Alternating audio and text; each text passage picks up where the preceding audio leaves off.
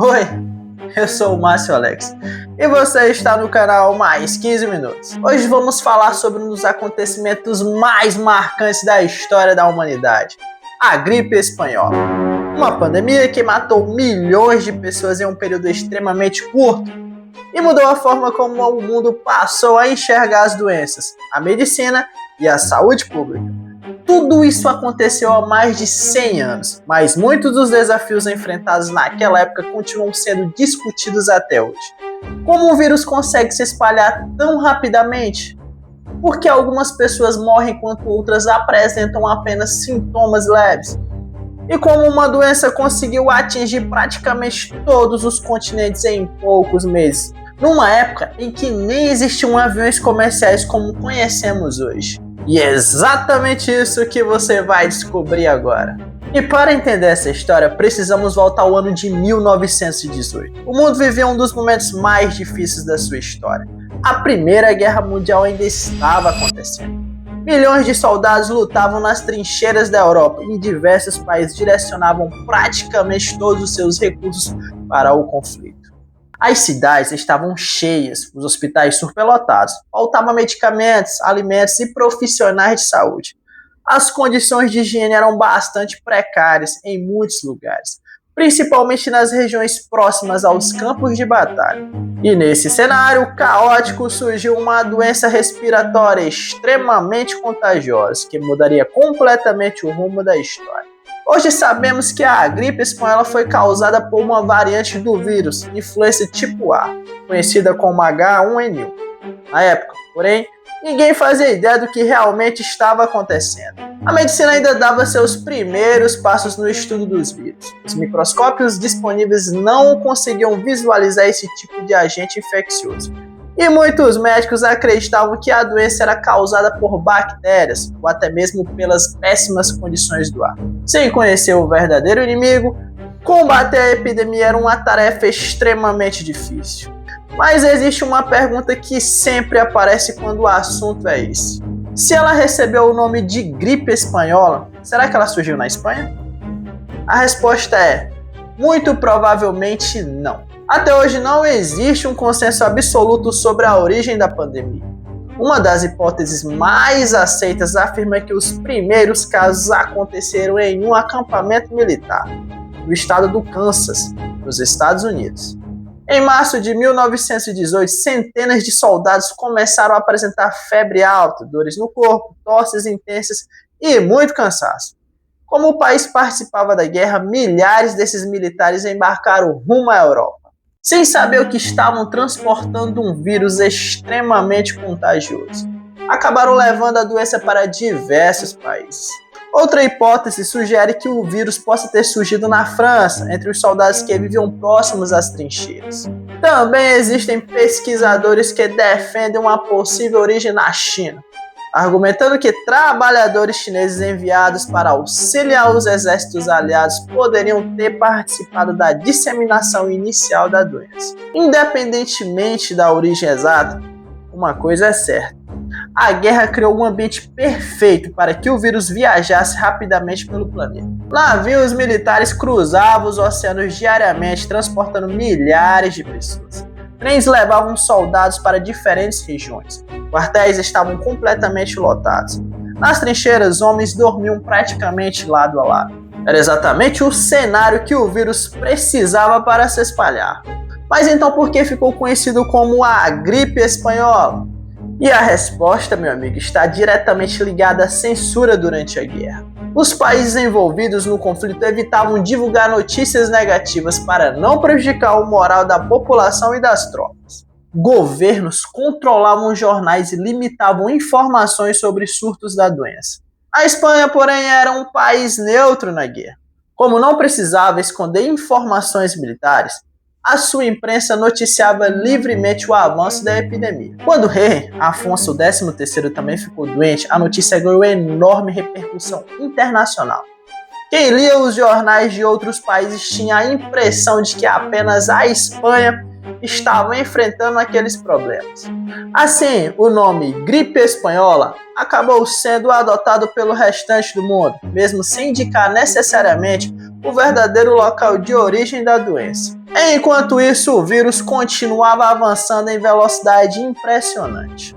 A primeira onda da pandemia aconteceu durante o primeiro semestre de 1918. Embora fosse altamente contagiosa, essa fase inicial apresentava uma mortalidade relativamente menor. Muitas pessoas tinham febres, dores musculares, dor de cabeça, tosse e mal-estar, mas conseguiam se recuperar após alguns dias de repouso.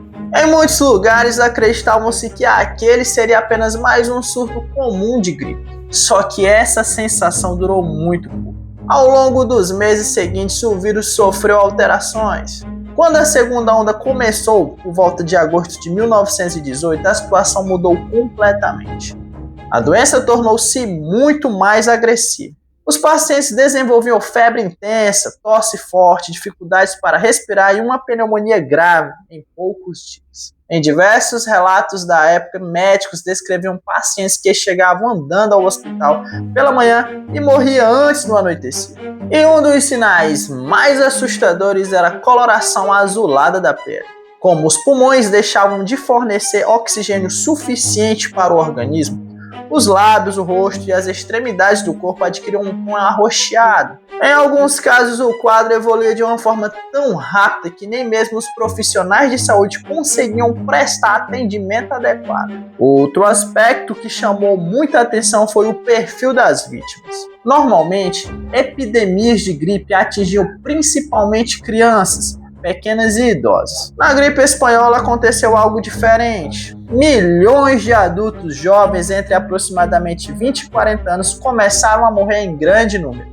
Isso intrigou completamente os médicos da época. Hoje, muitos cientistas acreditam que parte dessas mortes ocorreu porque o próprio sistema imunológico reagia de forma exagerada ao vírus, provocando uma inflamação intensa nos pulmões. Ou seja, em vez de proteger o organismo, a resposta imunológica acabava contribuindo para o agravamento da doença. Enquanto os médicos tentavam entender o que estava acontecendo, o vírus já cruzava fronteiras, oceanos e continentes praticamente sem encontrar obstáculos. Em poucos meses, cidades inteiras começaram a registrar milhares de pessoas doentes ao mesmo tempo.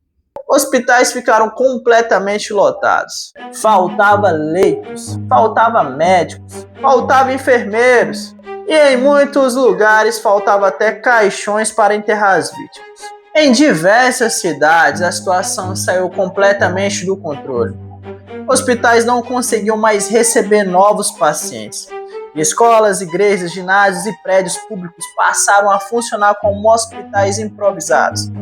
Médicos recém-formados, estudantes de medicina e voluntários foram convocados para ajudar no atendimento, porque simplesmente não havia profissionais suficientes para cuidar de tanta gente. O problema não era apenas o número de pessoas infectadas.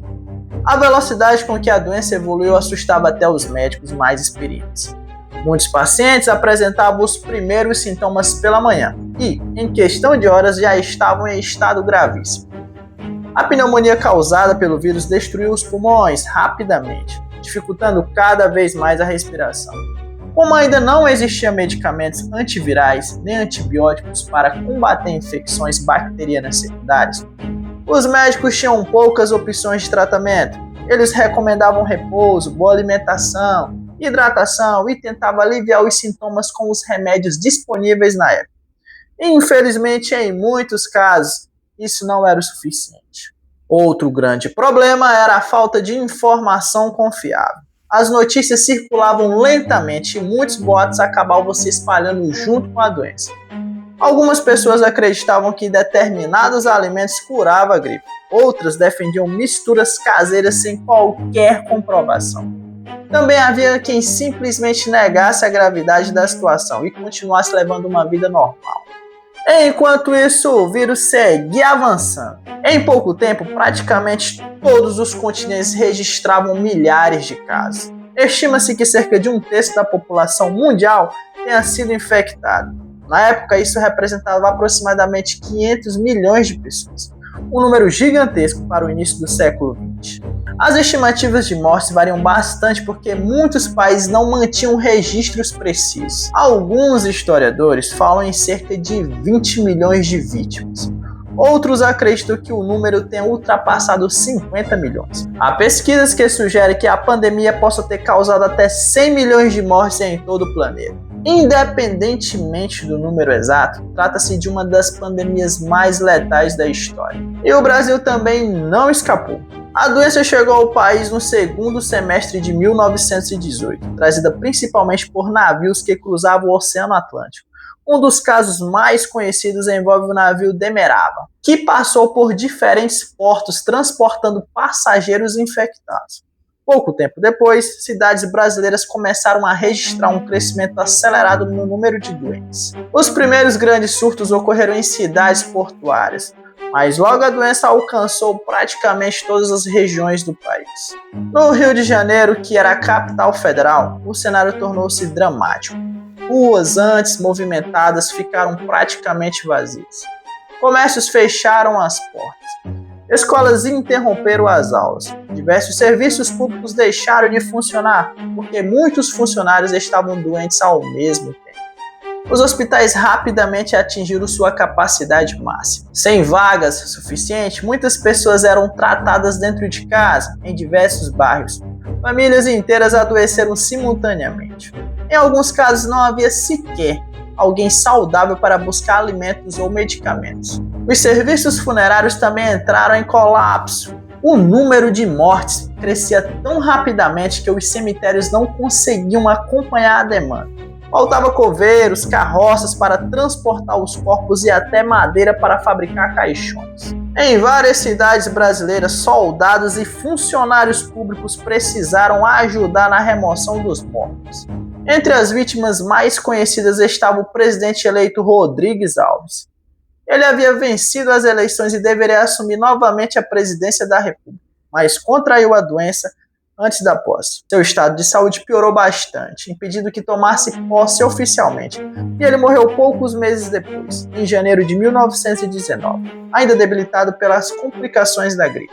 A pandemia acabou influenciando diretamente a política brasileira naquele momento.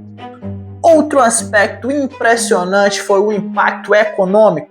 Com milhares de trabalhadores afastados por causa da doença, fábricas reduziram a produção, empresas fecharam temporariamente e o transporte sofreu grandes dificuldades.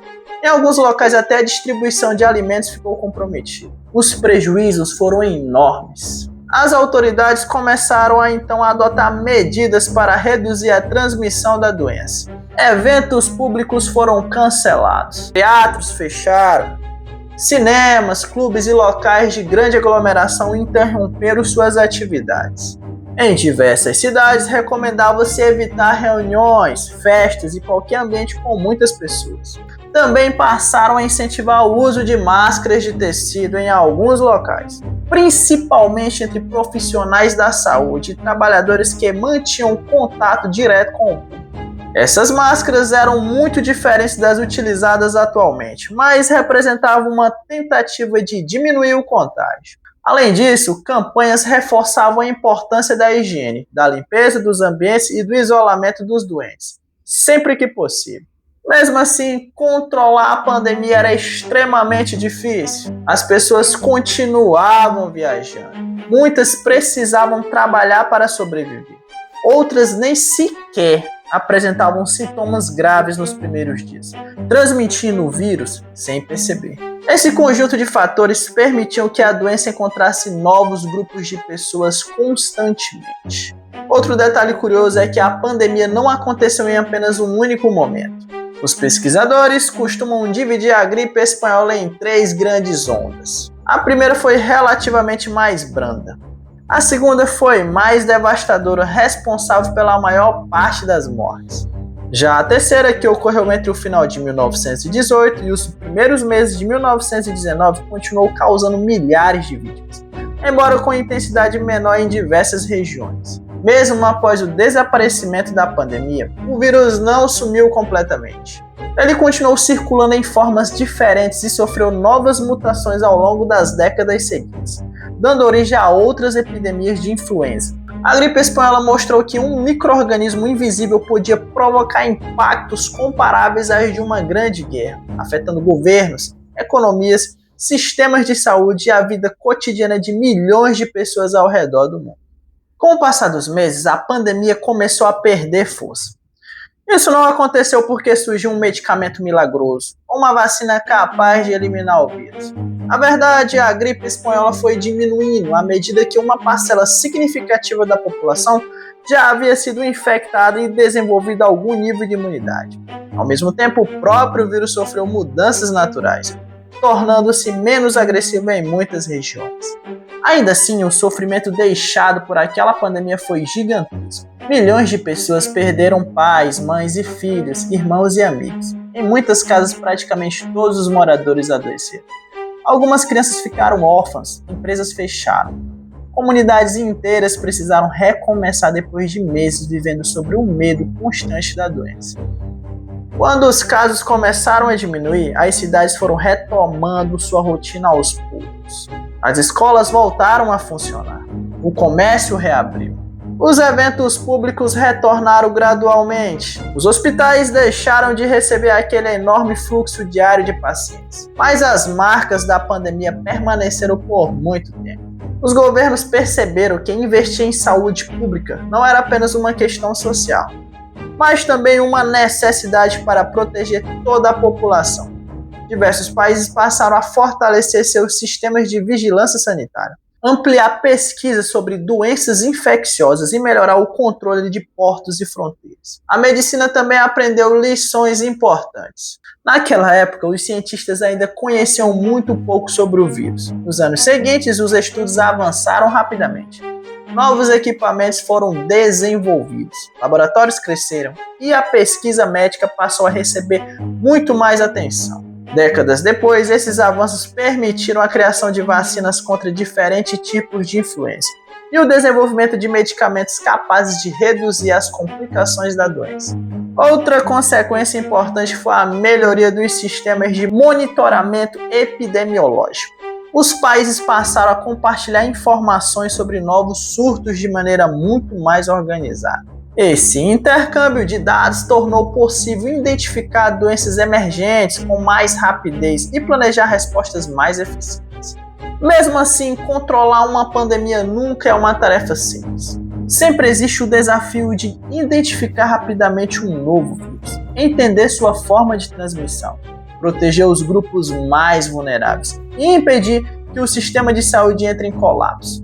A gripe espanhola também deixou claro que a informação correta salva vidas. Durante a pandemia, em 1918, muitos boatos circulavam entre a população. Receitas milagrosas, falsas curas e informações incorretas acabavam confundindo as pessoas justamente no momento em que elas mais precisavam de orientação. Por isso, uma das maiores lições deixadas por aquele período é a importância da ciência, da pesquisa e da divulgação de informações baseadas em evidências. Outro ponto que chama bastante atenção é a velocidade com que tudo aconteceu.